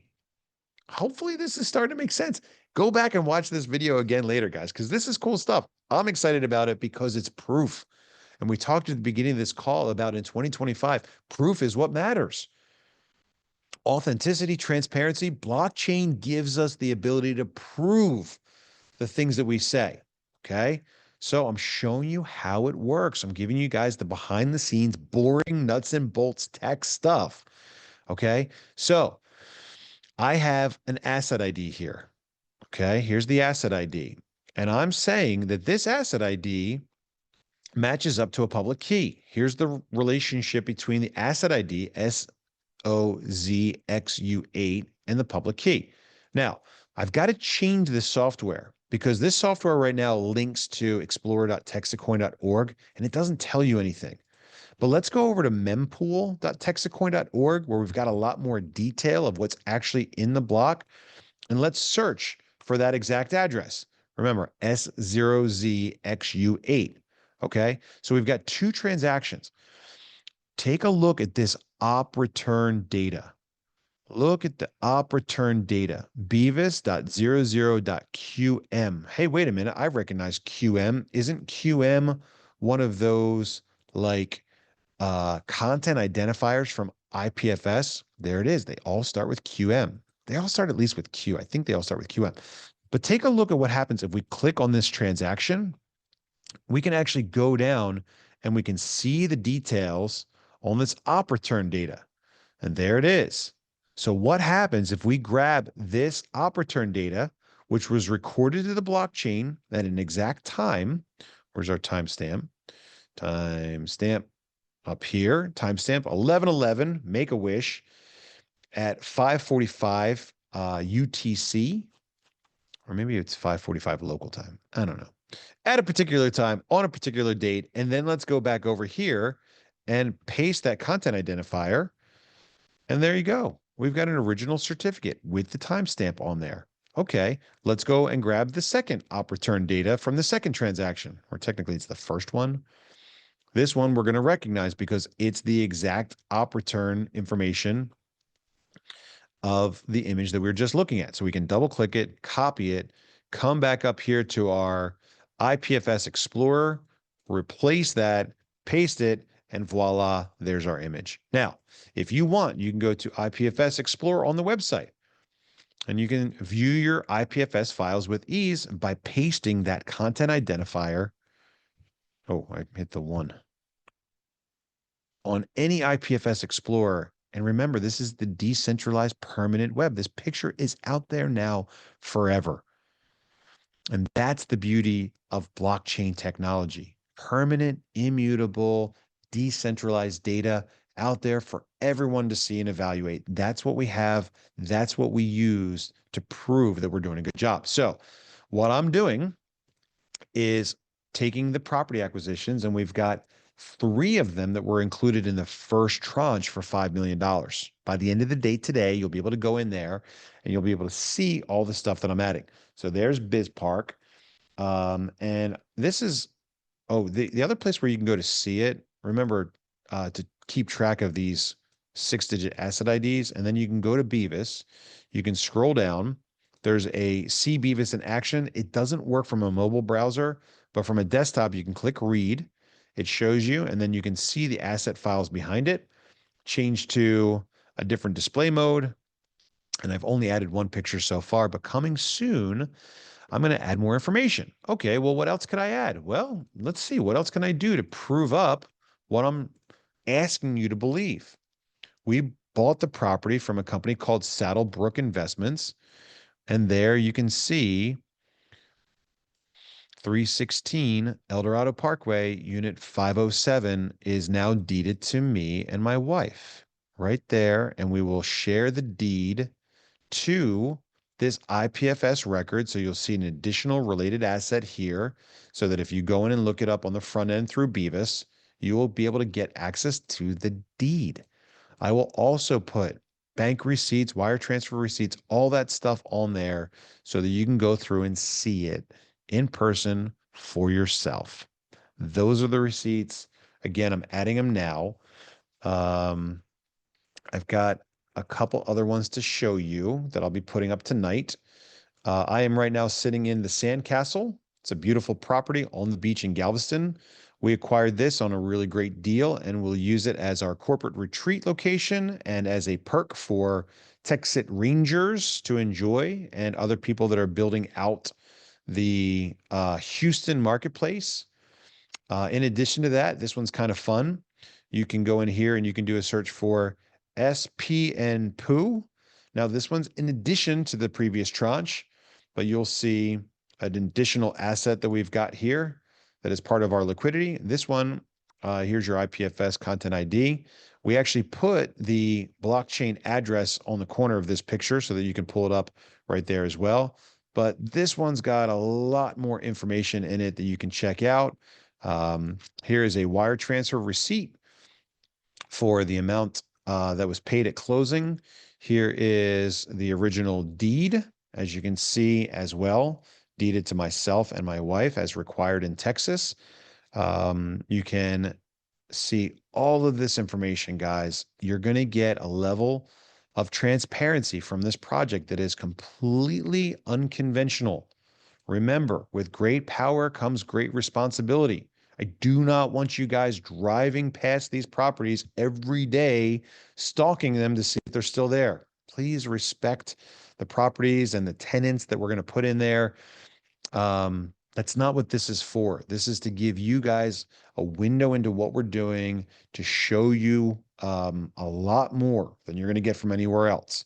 So I will have that updated by the end of the day today with the original ones that are part of the first tranche. And we've got a couple other ones coming soon. Remember, we're trying to build our way out to 25 million by the end of December so that we can do our next nudge before the end of the year up to 745. But that's Beavis. That's proof. That's what you'll get from us. You might not agree with the strategy. You might not like it, but we're going to tell you the truth, and we're going to ask you to evaluate the data that we share for yourself. See if you believe it. And if you do, if you like what we're doing with the project, building this thing on a platform of transparency and authenticity, then share it with people. The only way that we're going to get to where we want to go is by you understanding what we're doing, having some confidence and belief in our system, our plan, our strategies, and then being willing to share that with friends, family, your community, coworkers, whatever it is. We've already heard that our project is changing lives. We know that for a fact, in big ways and in small. I've seen both of them. I know what a difference $1,000 a month can make for a family that's struggling to, just keep treading water. It's tough. I know what a difference is when people are making $3,000 a week. I don't know how many people made $3,000 a week and maxed out the comp plan this week, but I think it's something like 400 or 500 people. I know what a difference that makes. That's a huge amount of money for almost anybody. I know what it's like when someone's got 3 spots, they're maxing out all 3 of them. Life-changing amounts of money we're talking about, guys. And it's real. And we prove it week in and week out. And if you like that, if you think that's enough to make us better than the other guys that never did it, I know why. It's not easy to do some of these things. It's taken us a long time to get here. But if you think that what we're doing is worth sharing and might just give somebody else that could use a little bit of a boost, a shot, then please share our story. Remember, the project only gets to where we want it to go by our growth, and our growth is highly dependent, absolutely critically dependent on your understanding of what we're doing, how we're doing it, and helping us to get there. I'm Bobby Gray. I'm the leader of this thing. I'm the guy that started it. I'm the guy that's taken the things that I've done over the last, 17 years, 18 years now, the things that have given me enough authenticity to have this conversation with you. But I'm just one guy and I cannot do it all. I am absolutely dependent on your help for this thing to be successful. So if you like what we're doing, if you like how we're doing it, if you think that it is just the edge that we need to, we don't have much competition, but to, outwork and outthink and outlast the competition, then share our story. Invite people to the Thursday call. I'll start doing more of them again myself. But we've got a great project here, and it is built on the really cool foundation that you will have a difficult finding anywhere else. Blockchain technology gives us these tools. That's why I get so excited about it, because blockchain handed it to us on a silver platter.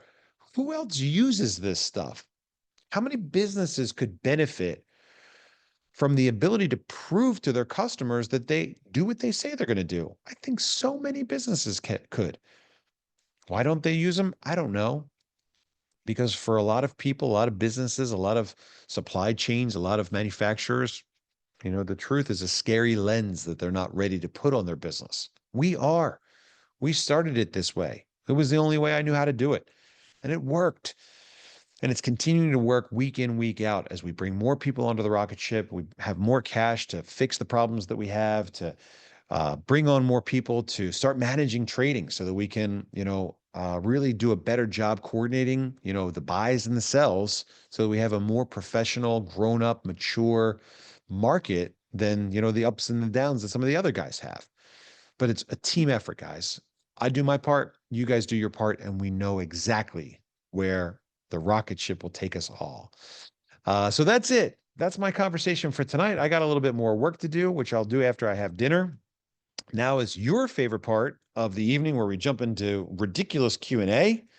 Rob has hopefully cleared out so much of it already. I've cleared out some. 32 already answered, man. 29 to go. What time does dinner close? 9? 8:30 is last seating. All right. 10-minute drive. Here we go. The lightning round. Ron says there's been some discussion in the Telegram group. Would it help sustain the price for the ones that take TXT for commission? Blah, blah, blah. Look, guys, I want to remind you that it is not your job to worry about the price of TexitCoin. Okay. Remember, long term, we're miners. We're the guys digging it out. We're the guys that are refining it and getting it all shiny to bring it to the market. But our target customer group is everybody else around the world that's looking for the next crypto to trade it. Okay. So yeah, would it help? Sure, of course it would. That would be great. So if you guys want to take your commission as TexitCoin, you can, but I'm never going to ask you to. I'm never going to force you to. You guys are going to have an open and free market to take this stuff back to, and it's going to do what the market wants to do. But that is a good idea. Thanks for bringing it up. Is anyone interested in keeping this crypto private? No. At least I'm not. Brendan says he was talking to someone trying to bring them on board. He asked how and why there are no additional fees for the miner to maintain the mining equipment after the initial $9.95. How can I answer that? Well, remember, guys, mining is supposed to be profitable. It's difficult to make it profitable, but it's supposed to be profitable. As we mine Litecoin and Doge, we're covering our basic costs like the electric bill. Now, remember, we're not mining Doge yet, but that is still in the works, and we think we'll get there soon. But once the seats are filled, no more cash flow coming in from seat sales, we'll probably end up taking like a 2 or 3% mining fee out of the top just to keep up with maintenance and upgrades and all that stuff. But we don't know yet. So the answer is mining is supposed to be profitable. Since we don't have a capital cost to build the mine, we can hopefully just recover all of our operating costs through mining Litecoin, Doge, et cetera, et cetera. But if that ends up not being the case, then we'll have a small, probably 3% administration fee for the mine. Steve wants to know when will there be some help documents for the web wallet. The help desk doesn't help me with a recent issue. You can't get back to your created wallets. That's not good. As soon as you created the wallet, it should have kicked out a download file with a backup to your download folder somewhere. Take a look in that download folder. I don't remember what the backup file is called. Seems that the wallet only requires a password and there isn't a username. That's exactly right. No username, just a password. Hopefully you remember the password you plugged in when you set it up. Keep an eye out for that backup file. But I still think you'll need the password to recover the backup file. How can we enable team reporting area of the back office? That's something that's done administratively on our end. Reach out to a ranger or a wrangler or somebody in our office and let them know what you got to do in order to qualify to have access to that data. Stacy wants to know if Switzerland is happening. Probably not. Probably not. Have I said that out loud yet? So look, guys, here's the deal. Okay, we just looked at the historical numbers and we saw a big drop after September. In September, maybe you remember, we took our top performers, 165 of them, and went on a 2 or 3 week trip. Not the smartest thing we could have done, taking our top performers away from their communities, the people that need them, their dinners, their get togethers, their meetups, their Zoom calls. Not our best idea. And so I think I can tell you for sure that we are not planning something big. Look, there's going to be plenty of time for fun and excitement and shenanigans. But right now we've got work to do. You guys know what's required. We're all in this together. You guys need to build and grow. And so I am not focusing right now on a big event in Switzerland. Robert says we need Tangent and Ledger sooner than later to have buyers of TXC outside the community be buyers. Have we talked about Ledger yet? Not tonight. Not officially. Okay. We have an NDA in place right now, so I cannot say too much, but I can say that something very exciting is brewing with a company that is the leader in industry cold storage. I'll use quotes when I say cold storage. I can't tell you exactly the name of that company, but there's something really big brewing out there. It's going to take about 60 to 90 days for that to be done. I will let you know when it is far enough along for you to share this excitement with your communities. It is not the time yet. Please keep it under wraps for a bit. But you're right. The crypto community is going to be looking at things like that, relationships with top tier, strategic partners to take us seriously. And so rest assured that that is in the works big time, guys. Very exciting stuff. Only one thing which not happening is exponential growth as expected. Do you have any plans to achieve this? Yeah. So look, we talked about 40%. That's not exponential, but 40% is big. And we've already been growing fast. The last couple of months have been, slow or reduced, and there are a whole lot of reasons why. We've covered those on previous calls, so I'm not going to cover that, but I can tell you now that we do have a strategy on acceleration. Number one, Tim, the Rangers, equipping more Rangers, giving more Rangers access to money and marketing dollars so that you guys can go out there and be more productive and have greater results, right? If we're holding on to all the cash here and we're just, not putting it to work, then we're not going to get the results that we want. So that's a big thing. Two, getting you guys access to information and reporting out of the back office. So you can see your Ranger and your Wrangler, but you can also see how close you are to your next bonus and maybe who in your downline needs a phone call to remind them that they're 1 or 2 points away from getting their next bonus. That's a really important thing. Getting the welcome kits going out. Right now, we're on like a 5 or 6 week backlog for welcome kits. Rob, you've got 1,000+ new welcome kits now on the floor of the entryway to HQ. Clogging up that, which is part of our new strategy. Now we're 10 days behind on the new strategy. I was supposed to work on it today. I fell asleep. I was taking a nap. I was sitting on the beach. It's just beautiful. I'm trying to relax a little bit, come back with like fresh legs on the ice. I will get to it very soon. And once it's done, once it's all mapped out, then welcome kits will go out almost instantaneously. So somebody signs up, they'll get a welcome kit in a day or two, which means they're not waiting a month just to see if this thing was, even going to ship them out what they need to get started. That's a really big deal, guys. So the price, supporting the price through trade management is a really big thing. I know that it's a lot easier to talk about our project with people when the price is going that way as opposed to that way. And so again, we're growing faster than we were really ready for. And so we learn that now we've got to take that much more seriously, because a lot of people that got in early are very happy with their $1 million on paper, and they're making that $1 million real, and good for them. I want everyone to have that same joy someday. So that's our plan, to get the growth back to where we want it to go. Okay. Christian, media and crypto influencers are creating a funnel and potential pointing to Feds manipulating of what crypto will be accepted. Can you address this? No, we're all kind of sitting here waiting to see if the government comes back together and what's going to come out in this clarity situation. We are cautiously optimistic that it will continue to keep clear track for us to build and grow. Ken says, what kind of resources are you referring to for those of us who are not Rangers but are promoting the project and growing our network? No, nothing. Resources are for Rangers. What we're suggesting is become a Ranger. We got 104 Rangers now. That means $3,000 times 104 is $312,000 to get out there and help you grow.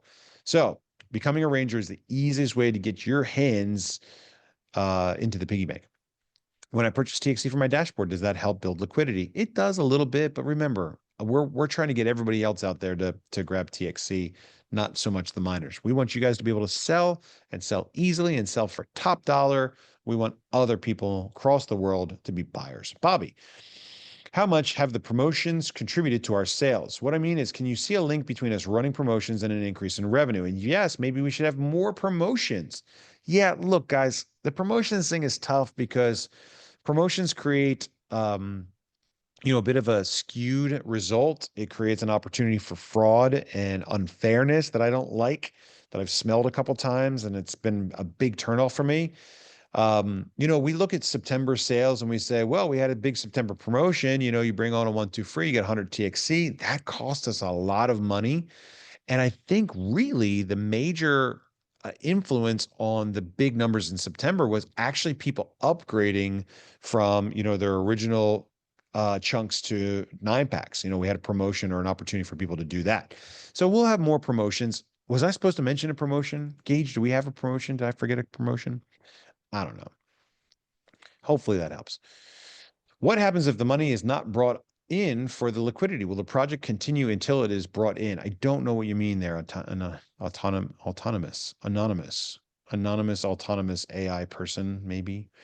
How serious and how fast is balancing the top TXC bag holders that wish to sale going to happen? Maybe a rapid, safe, secure back office brokerage setup. Yes, that's what we're working on. I'll say it again for the people in the back. I love this project, but if you're wrapping and giving away vehicles, you need to make sure they're being driven around in the most populated cities and tourist destinations for optimal exposure. Look, you're not wrong, but like what we found for the project, Bob, is that this works everywhere. Yeah, we want the maximum exposure and eyeballs, but we really haven't been able to say yet that there's one specific market or demographic that is best for us, right? Like when we reach out to the advertisers, they're like, all right, you're going to want to reach out to 18 to 35. And we're like, no. This project is for everybody else. So yeah, we're learning about our demo, but it's not quite as cut and dry as you would think. The branding works everywhere, and most of the time you're stopping for gas. Somebody comes over and says, hey man, I've been hearing a lot about TexitCoin. Tell me more about this. So hopefully you can keep an open mind in that regard. Jody says, I would like to be a customer service for Canada. How can I make this happen? That's a good question. I would reach out to somebody in customer service and let them know. Really what we need is a shipping and fulfillment person for Canada, because we do have a big community up there and we'd like to get them real coins. JD says, looking for an API to create receive addresses for transactions. I want to accept TXC for my products. Yeah, we're working on that as well. I think I finally have it figured out, and the solution is in testing. Hey, Bobby, quick question. When the 50,000 miners have a seat, what happens to us as miners? Nothing. But anybody that joins 50,000 plus, like 50,001, they will not have the option to take their commission as what we call BOGO. So they'll be able to take it in cash, USDC cash, TXC or hash power 100, 200, or 300 mega hash.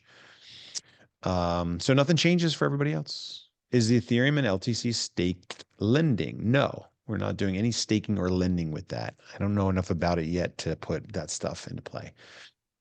Evening, Robbie. Is there a plan for the Rangers to email their whole team? Yes, we are working on that, Gary D. Is that Gary D, new Ranger Gary D? Gary D coming out to hang out with us at the Roundup this weekend? Gary D, I hope it is. Last week in Tampa advised Zoom was hacked, and therefore we would not be using Zoom anymore. No, that's not me. Look, we use a feature in Zoom called webinars, which means you guys cannot go in there and start broadcasting your homemade extracurricular activities during live calls. It's an expensive feature, but it keeps our room nice and clean. I think you've misunderstood what I mean by privacy. We should all be concerned by growing gov overreach spying, taking our God-given liberty away from us. For the crypto community, we don't want to keep this private, but we absolutely need to protect this from banksters. Look, man, that's leadership based. If I sold out, yeah, we'd have problems. But I'm not here for the easy money. I'm here for the honest money. When, for example, we go grocery shopping, it's not their business what we buy organic. It's also not their business how much crypto we have. So how do we protect our privacy with Texit? Texit is not a privacy-based coin. That's something more like Pirate Coin or Monero. Look, we need transparency to get this party started. And yeah, that's a good example. Amy, hi, Amy, you coming in? I will be shipping a fulfilling center for Canada. Who do I talk to about this? Somebody when you get to town this week. Can you talk more about extending the block time as mentioned before? So blocks complete more consistently on a daily basis. We're not extending the block time. What we're doing is we're talking about modifying the amount of blocks before the network difficulty re-indexes. It's something that we're testing and working on right now. OMG, we only have 3 questions left. You and I crushed it together. Robbie Rue, thank you. Is it a good time or a bad time to tell our community that the McLaren will ride again? The Falafel Express. Well, you can take our wheels off, but you can't slow us down.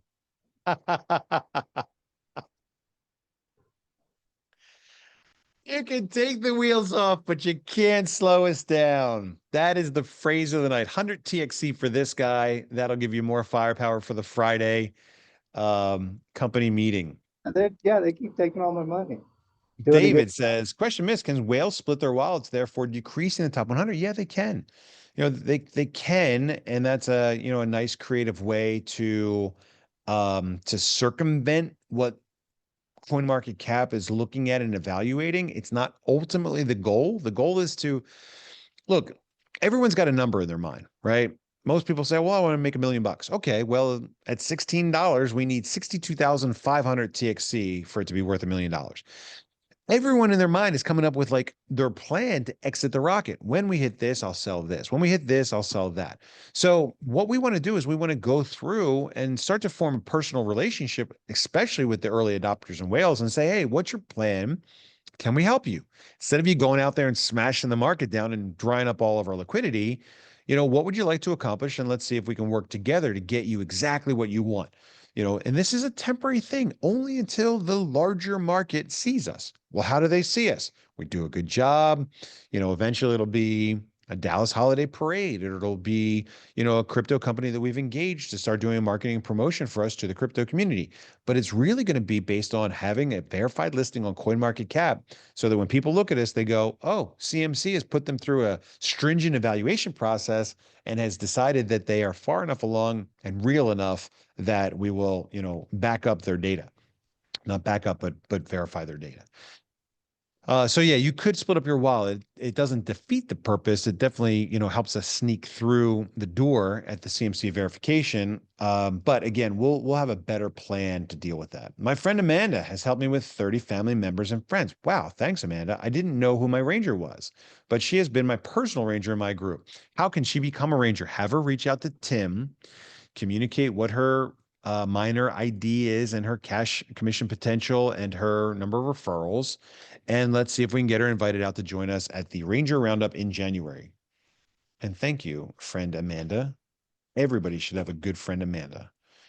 Amy says, yes, I'm coming this weekend. I'm really looking forward to meeting you and everyone. I will be bringing a bunch of Canadian coins home with me to ship out. Thank you so much for doing that. You've done it once, and we really appreciate you doing it again. How many shares? Don't call them shares, call them seats. Do you have to become a Texit Ranger? I think we said that the number is, I don't think it's a number of seats. I think we said you need to have 15 personal sponsorships and you need to have 15,000 in commission potential. Did we say how many seats you need? No. So we don't know how many seats you need. NHL, get back on the Dallas Stars yet? Yeah, they got back to us. We're not really happy with what they said. We're working through it. Thanks again, says Kenneth. You're welcome. Prince has both. That's it for questions. Guys, it's dinner time over here in Galveston. Take a look at the website tomorrow. I'll share the link to the Path to 16 once the article is updated. We're well past our $10 million mark now. In fact, we're coming up on 15, which means that that number for 25 is not as far away as we thought it was earlier today. But we will not get to 25 without us growing. So let's get back on track. Let's take a look at our communities. Let's see who's out there that's a point or two away from reaching a goal. Let's equip them with the tools and the resources that they need to be successful. And let's crush 2025 and start 2026 on an awesome note.